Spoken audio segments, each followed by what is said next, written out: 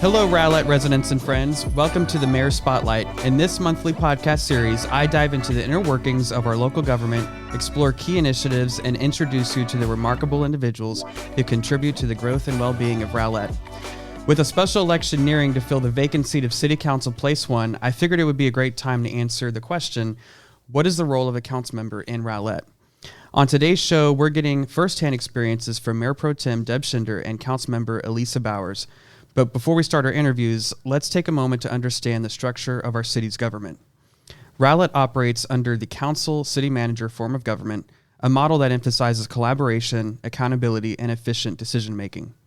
Within this system, the city council serves as the legislative body, setting policies, priorities, and passing budgets, while the city manager oversees day-to-day operations to ensure the efficient delivery of services to our residents. Unlike some municipalities, Rowlett does not have districts. Instead, our city council is elected at large, representing all residents within the city limits.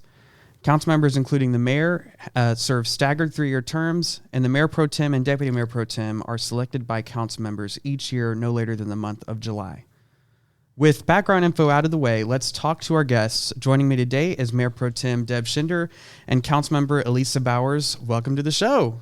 Thank you, Mayor. So I wanted to ask, a brand new council member, Elisas, and then one who has been here for a little bit longer, about just over a year, Deb Shinder. And so I wanted to get y'all's perspective on kind of how things are going as the role of a council member from these two different points of view. So, Elisa, it has been 4 months already since you were elected to the city council. That's crazy. How can it have been 4 months? I know. I have had a wonderful time. It has been a brand new chapter in my life. This is something I never, ever thought that I would do, would be run for a political office. But I have really enjoyed doing everything that we do as council. I've enjoyed getting to know other council members. And I totally agree with you. It is a collaborative effort on 6 or 7 people's points of view. Absolutely. Yeah, this is truly a team effort, what we do. It's not one of us that can take credit for anything. We all work together. More often than not, the newly elected members to council feel just a bit overwhelmed in their first 6 months. I know I did. I came into a pretty hectic environment, staff turnover, Bayside, lawsuits, I mean, it was just pretty crazy. So for the first 6 months, it was, is this normal? Is that normal? Am I crazy? Are they crazy? It's just a lot of questions. So can you explain how you feel in your first, 4 months now? How is it? Absolutely. It is overwhelming, but it is manageable. And I do want to emphasize to people that this is something that ordinary people do. I'm not different. I'm not special. Everybody in everyday life, this is what our government is about. Everyday citizens stepping up and working for their community. And yes, managing information is a big deal. Like I tried to do I do it in a notebook? Do I do it on the computer? How do I capture all of this information and use that information to make good decisions? So my goal is to have 2 ears and 1 mouth for at least 6 months.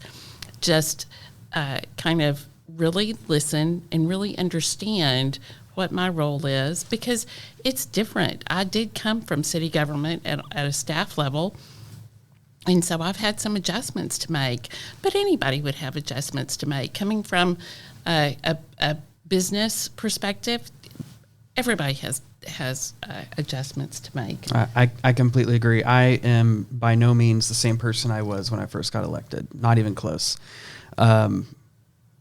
All the knowledge gained now and the life experiences that have happened since then is pretty overwhelming when I think about all the things that have happened since then, but also such an honor to be a part of all the progress that we've made. And there's still so much more to do, which is why I ran for mayor and why I got on council. So Deb, can you explain from your perspective? You've been here about a year and 4 months now. Yes. So what is it like so far? And now you're mayor pro tem. It has been a long 16 months. Mm-hmm. It's been fun. It's been frustrating. It's been exhausting. It's been exhilarating. It's been a challenge, and it's been rewarding. I think my biggest challenge here was adjusting my expectations. I had been on a council before, so I thought I knew what I was getting into. I didn't. I had no idea. This is a different place, a different time. Society is different. People are the same, and yet they're different. And so adjusting to that and realizing that I had to start at the bottom with the learning curve all over again, that was a little bit of an eye-opener for me. But I've enjoyed it very much. I like being a leader. It seems that throughout my life and almost everything that I get into, I end up being not necessarily taking on that role myself, but being thrust into that role. Maybe because nobody else wants to do it and I'm dumb enough to want to do it. But it's been a great year. There have been so many changes in Rowlett. There have been so many changes since my husband and I moved here almost 2 decades ago. But there have been so many changes just in the past year and just in the past few months, actually. Right. And change is hard. Change is hard for everyone, even when it's good change.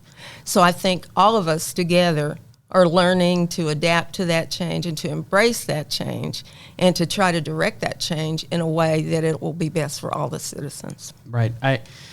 I had a moment yesterday where I was in a meeting with the city manager, and I asked myself, or asked him actually, do you know what it feels like to feel like accomplished, like as in, you're done. You've done what you needed to do, And he's like, no. I mean, if you really love this job and you really put all the passion into it and all of that, I mean, it's really, there's not a dull moment. Right. You're not, there's always something that can be done. Well, and if there were a way for it to be done, for it to be finished, for your accomplishment to have been accomplished, then there would be no more challenge. It would no longer be a fun job. I look forward to the next challenge. I wish sometimes they wouldn't come quite so fast in a row. But that is so true. I mean, it is every week there's something new, right? It really is. And so it's making the best of the day you have to do as much as you can and in as best of a way as possible. Absolutely. And as Elisa said, listening to the people. That's what we're really here for. That's what it boils down to. Absolutely. Is we're here to represent the people of Rowlett. Yep. And that is the most rewarding part. When someone says to me, thank you for calling me back, nobody else has in the past. Even when I'm not able to wave that magic wand and give them everything that they want, they still appreciate that I listened and that I genuinely cared. And if I can give people that, then I feel like I've accomplished something. Absolutely. Mm-hmm. Absolutely.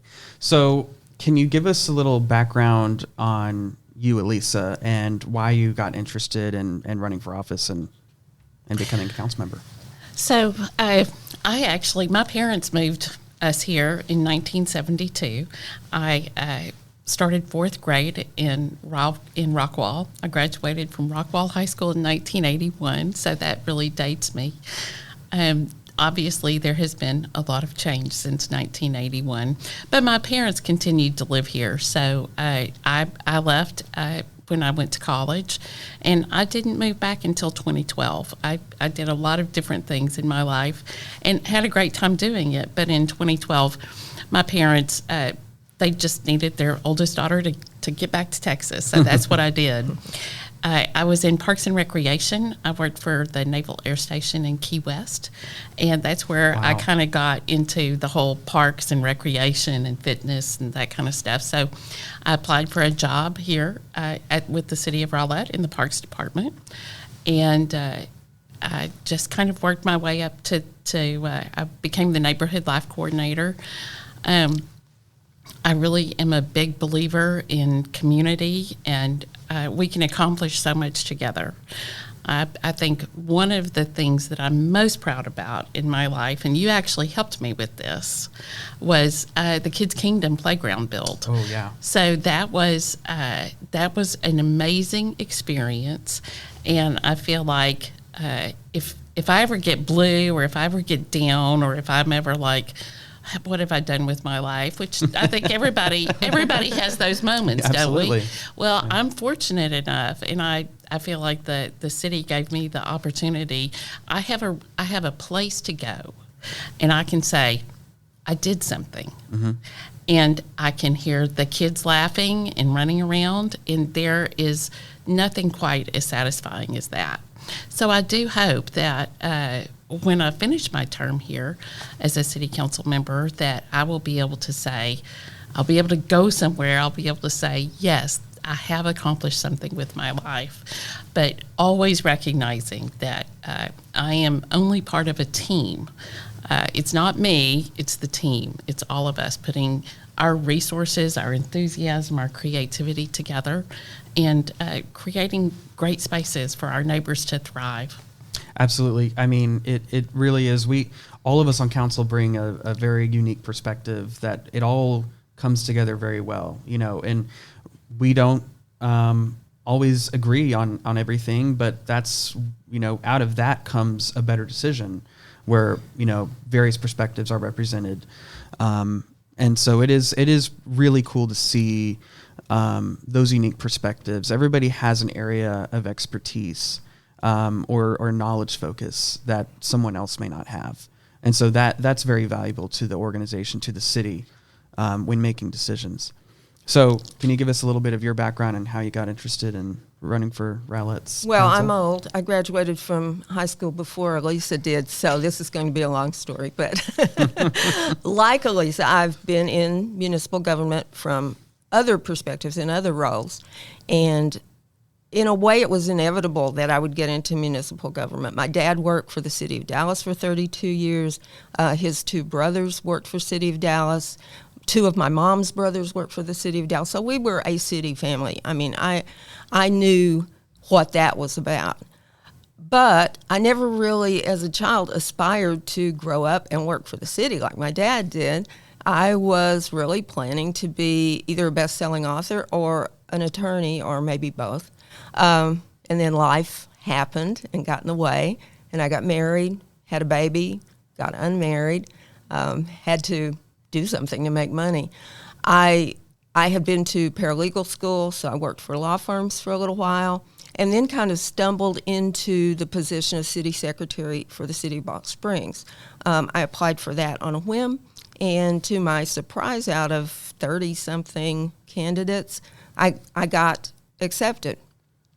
So I worked there for a while, and then some of the people in Seagoville who I knew who were on the council because I'd lived there for a long time came and recruited me when their city secretary left to come to Seagoville.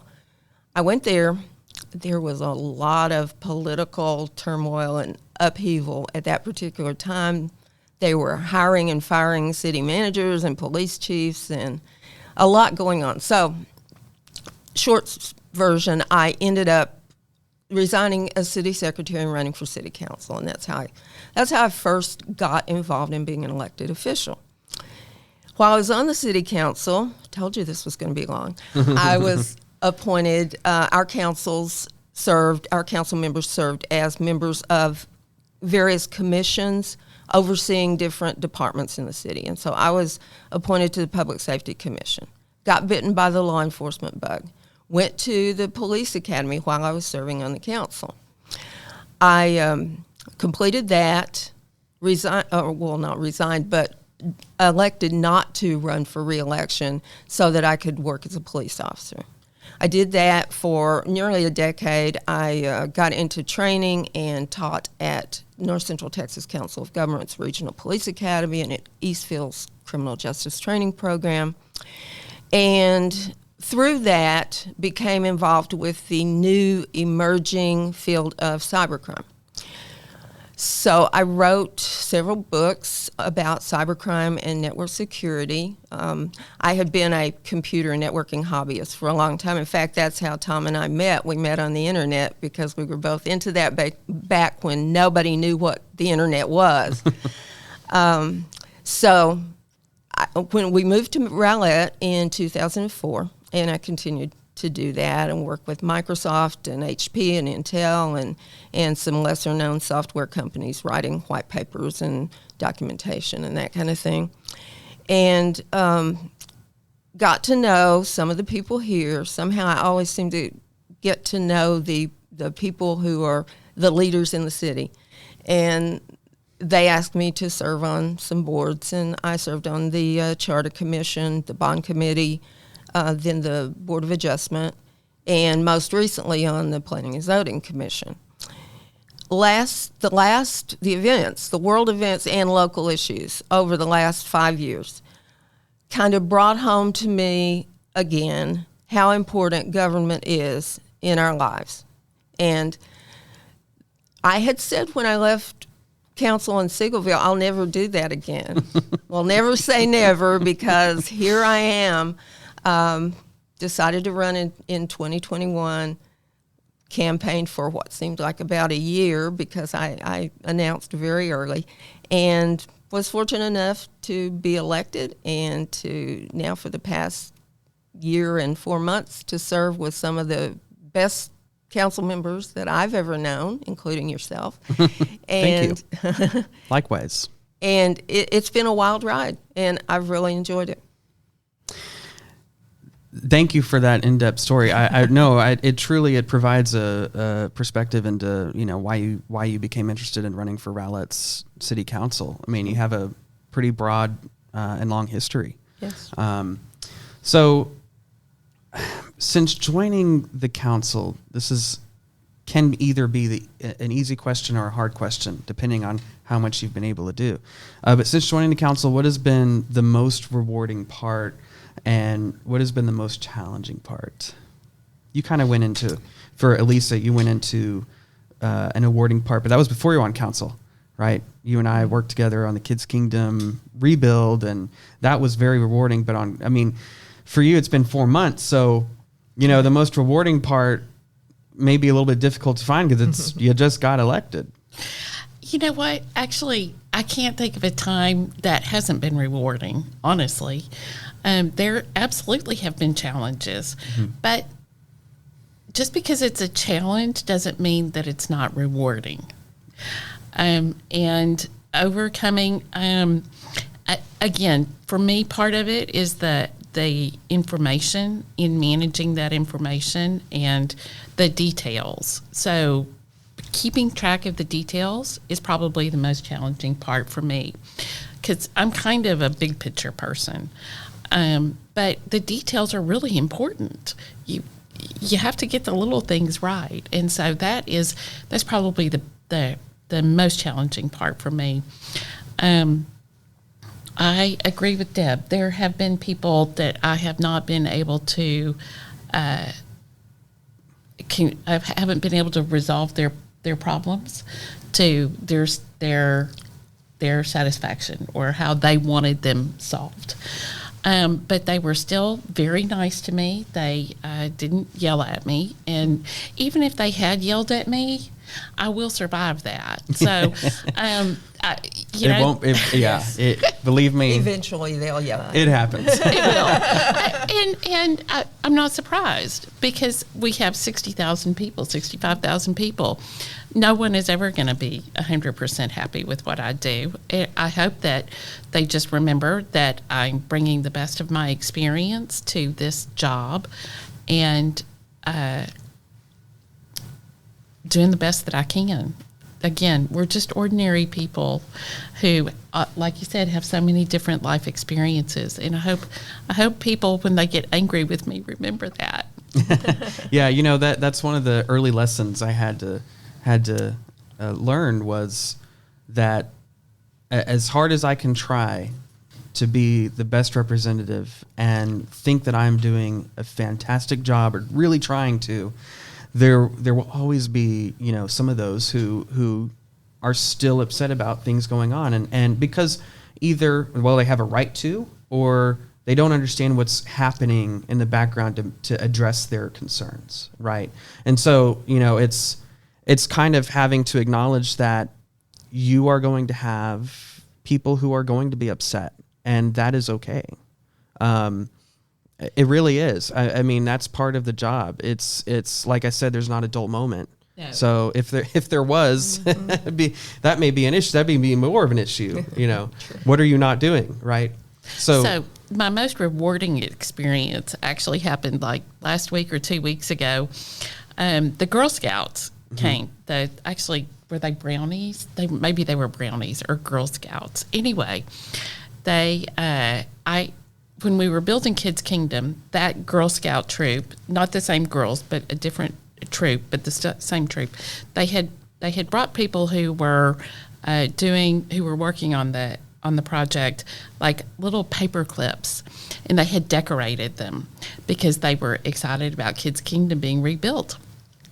And so I still had a couple of the paper clips that they had decorated from 5 or 6 years ago to share with them and tell them the story of the Kids Kingdom rebuild.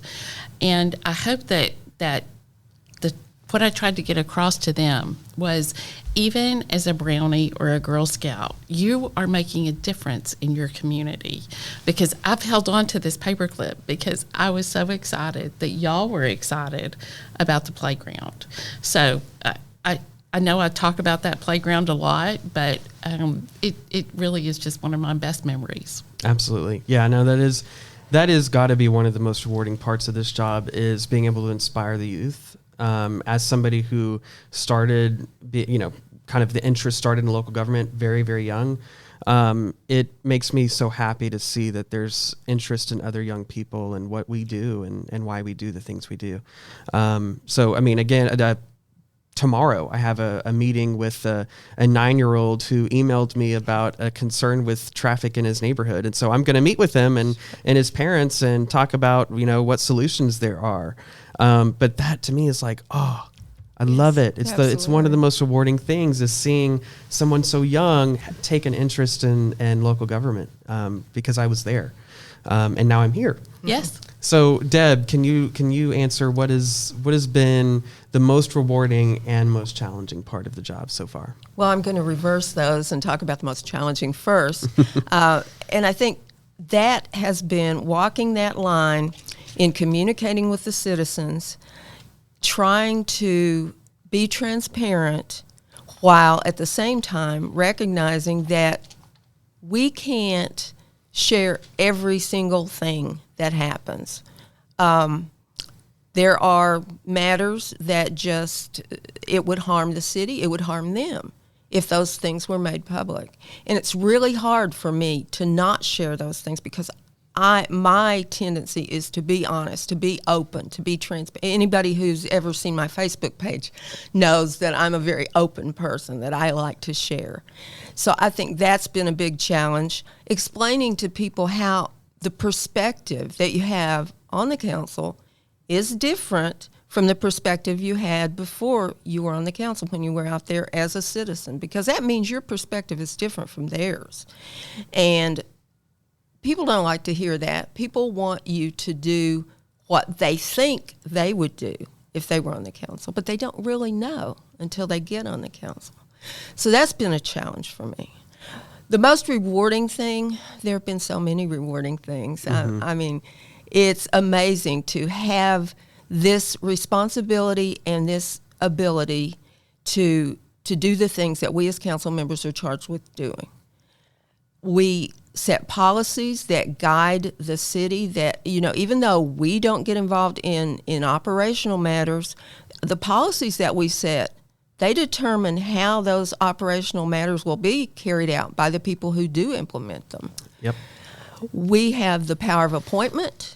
We choose who will be the city manager, who will run all those operational things. We choose the city secretary, who's the custodian of all the important documents in the city and runs our elections. We choose the city attorney, who has to keep us on the straight and narrow legally. And we choose the city judge, who presides over the municipal courts. That's an awesome responsibility. It's really rewarding to feel like you have gotten the right people into those positions and to be able to trust those people. We also have a fiduciary responsibility to the citizens. We set the budget. We determine how revenues will come in, how much they'll pay in taxes. We determine how that money is going to be spent, what kind of amenities we'll provide to them in exchange for that. And that it's really rewarding when you're able to get something in the budget like the animal shelter improvements. I fought for that. And like you said, we don't do anything alone. It takes the whole council. But we do have our particular things that we push and that we advocate for and try to convince the rest of the council of. Absolutely. And it's really rewarding when you're able to do that and you're able to get something that so many of the citizens wanted so much. We pass laws. We have that authority to actually create legislation that affects people's lives, impacts people's lives. And I think the biggest reward is to be able to look back and to say, I really tried to do my best in each one of these areas. Mm-hmm. That's a great overview of the role of a council member, really, and the responsibility, the weight of responsibility of this job. I mean, when you realize everything that a local government serves, it's a huge weight of responsibility that you take on, because if you appreciate the role of a council member and understand all that the influence you have, well, then you understand the impact that you have on everyday lives of the people in this city. And when it comes to, and I've said this before, when it comes to everybody's daily lives, local government is in it. Yes. Nearly every moment of it. Water, sewer, fire department, police department, library, parks, most of the roads, alleys, so much of what a person wakes up to and where they drive is because of local government.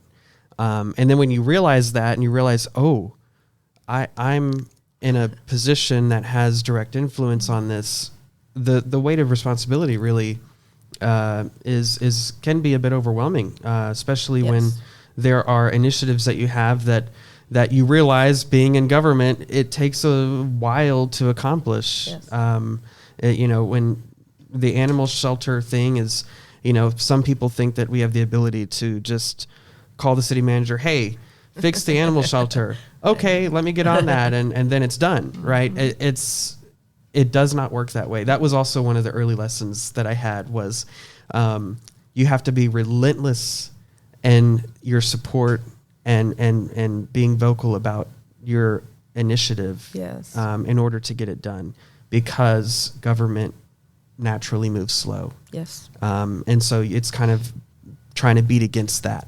And so when you have something that's very important to you that you want to accomplish, you have to be a little relentless about it. And you did a great job of that on the animal shelter, pushing that through. Thank you. And got the support of all the council members to do that. And in fact, when the decision came up, when it was like, okay, what do you want to do with the animal shelter? Everybody was like, yeah, duh, let's just fix it. It was like, what are we doing? Seemed like an easy answer. Right. Yes. But then the government parts takes effect where now we have to get bids, and bids take a while. And if you can't get the right bids, or the bids are too higher than what you budgeted, that's an issue. There's things that the private sector doesn't have to even think about, that we have to do in order to be responsible and accountable to the taxpayer dollars. So that's one of the, I guess, lessons that I learned early on, is that you can have an idea, but you better wait for about 6 months to a year before it even actually happens. Right. If that. If you're lucky. If that. That's fast. But yeah, people don't understand that until you really become a council member, how long something takes to do. Yes. Animal shelter is a great example of that. And people wanted us to fix it right away. Oh, and it's like, I wish we had that kind of power. I wish we did, but we don't. And trying to come to terms to that. And maybe it's good that we don't. Maybe it's good that we don't, right? But maybe coming to terms to that is can be a bit challenging. Oh, definitely. Because you're like, but it should just be this easy. Why do we make it? We so all difficult? voted to do this. Why isn't it done Right. yet? Exactly. So, what do you consider to be the most important function of a council member, Elisa? I think the most important function of a council member is to keep our eye on the future. It is very humbling to me to know that decisions I make today are going to have repercussions for probably the next 50 to 100 years, because right now we're living with decisions that have been made 50 years ago when we were first incorporated. So that is a very humbling and thought-provoking. You know what? That is on my mind so much about what is the future going to look like? What Yes. is this decision? How is it going to impact, the future? Because when I got on council, I felt like, this is my perspective, so don't take me out over it. But when I got on council, I felt like nobody prior to that was thinking about my generation or the generations after mine. It seemed like the decisions were so in the moment and not thinking about long-term impacts. And so to be left with that, carrying that, saying, okay, how do you make this situation turn into something good, down the road? How can I influence this to turn it into something good for the future? Trying to do that, it's very difficult, but it's something that I agree. It is one of the most important roles of a council member, is to look to the future. The decisions we make today are no doubt going to impact the next generation. No doubt about it. Absolutely. So I think that is that planning function, trying to think of the long term. And I really believe that it takes the community to do that, because right now I know I really need to listen to people who are in their 20s and 30s and 40s, because they have had a different experience of life than I have. I had a very traditional upbringing, and we didn't have the internet, thank God. No videos on my phone. I mean, thank goodness. But they have a different point of view, and so I really need to. I feel like it's my responsibility to really go out and listen and solicit people that are younger than I am to help make these decisions. Absolutely. Absolutely agree with that. For me, I tend to, the people that I go to for advice are typically, older than me, much older than me. And that's where I get a lot of my advice from, is people who are, older, wiser, as somebody who's 24, I don't need, I don't necessarily have to go ask another 20-year-old what they, I'm at least from that point of view. Yeah, absolutely. That weighs heavy on me all the time, thinking about the future, because again, I don't feel like people were thinking about that before. And I what I want so much is that to carry the baton to somebody else and feel like they're going to have it easier, much easier than I had it coming on. So that weighs heavy on me a lot. Deb? What was the original question? What is the most important. What is the most important function of the role of council member? It's hard to say that there's one most important. All of the roles that I mentioned, fiduciary, appointment power, legislative power, policy setting, they're all vital to the role of council. But I would say that probably the overarching, most important characteristic, at least, of a council member is to do your homework. We get thrown so many issues on so many different topics, and nobody can be an expert in all those things. So you have to do the research. Those 500-page packets that we get, you need to read that, and not just read it, but I spend hours and hours looking up various things. Thank goodness for the internet now. Yes. And going out to actually view the places that are under discussion and talking to various people who are involved and who are impacted by our decisions. For every one of those, well, almost every one of those items on the agenda, and that's something that I think citizens don't realize is involved, just how much behind the scenes work is involved, how much is involved with serving on subcommittees and liaisonships to boards, and all of that is part of learning, getting the facts, gathering the facts, doing your homework. And you have to be committed to doing that, because you can't just walk into a council meeting and open the packet and listen to what's said by the staff and by whatever citizens give their input and then vote on it and do a competent job. You have to know beforehand what the background is. And in some cases, it's a field that you're familiar with and you already know a lot of the background. In other cases, you may not know anything at all about it. Public works, that was something when I came into this, it was not my area of expertise. I knew about police department, I knew about fire department, I knew about animal shelter. I did not know much at all about public works. Well, I have become quite conversant with roads and streets and sidewalks and all of that since I've been on the council. And I think it's very good to get outside of your comfort zone, to get outside of your box. And, at first when you put me on the Rockwell County Infrastructure Planning Committee, I was like, I don't have any interest in that stuff, but it's been a great learning experience. And so, going back to what's most important, I think it's most important to be open to new experiences, open to learning new things, and committed to doing your homework. Absolutely. Like you said, it's not just about reading, it's also about understanding what you're reading. And if you ever reach a point where you just don't know, you either do the research yourself or you ask somebody who does know. Because the job that we have to do is make an informed decision. That's most of our job are making informed decisions. If you're not making an informed decision, what decision are you making, right?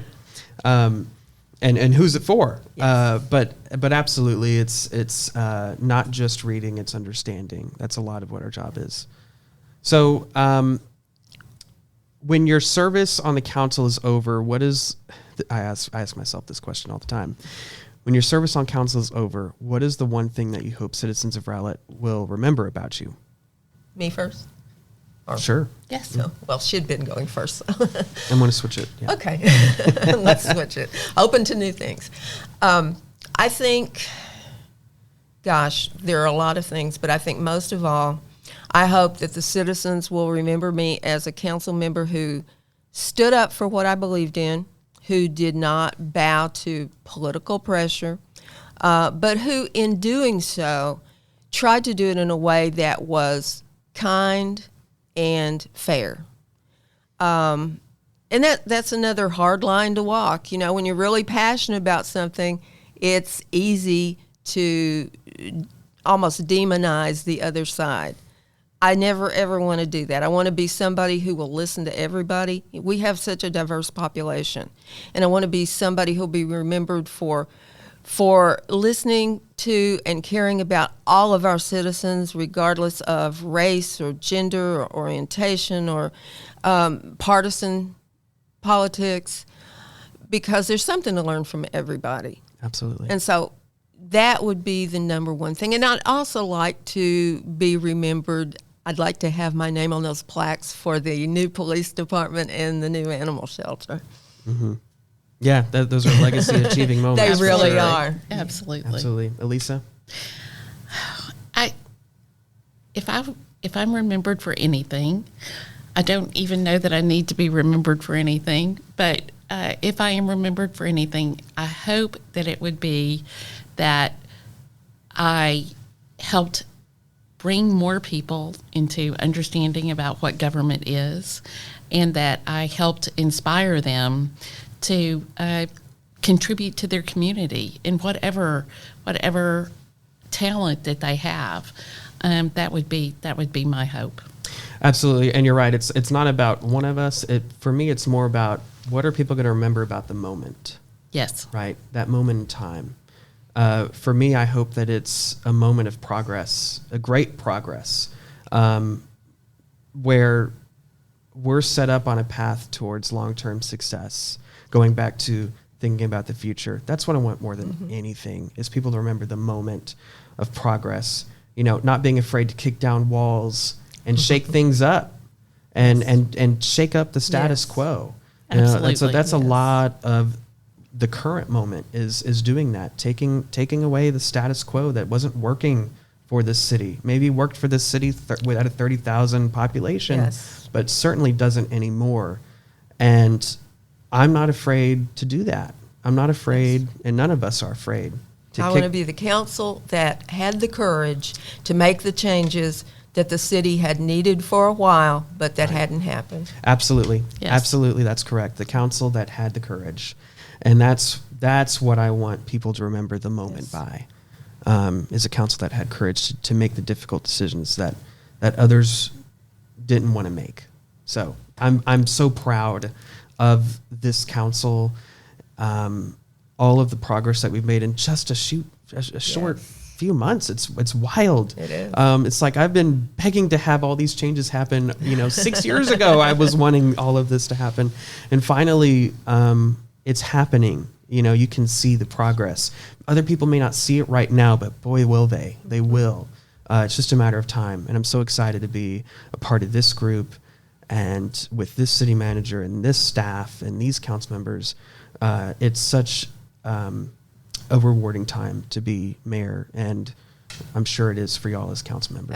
Absolutely. So, all right. So it's closing now. Thank you so much. I appreciate y'all's time in doing this, and I hope that the people learn something about what, kind of a glimpse into what it's like being a council member. I know this isn't going to, provide you with exactly what it's like, because you have to be in our shoes to do that. Right. But with that said, if you do want to be in our shoes, if you're interested in serving on the city council, the application period is open until September 6th. And to request a candidate guide to learn more about the process and requirements, you can visit rowlett.com.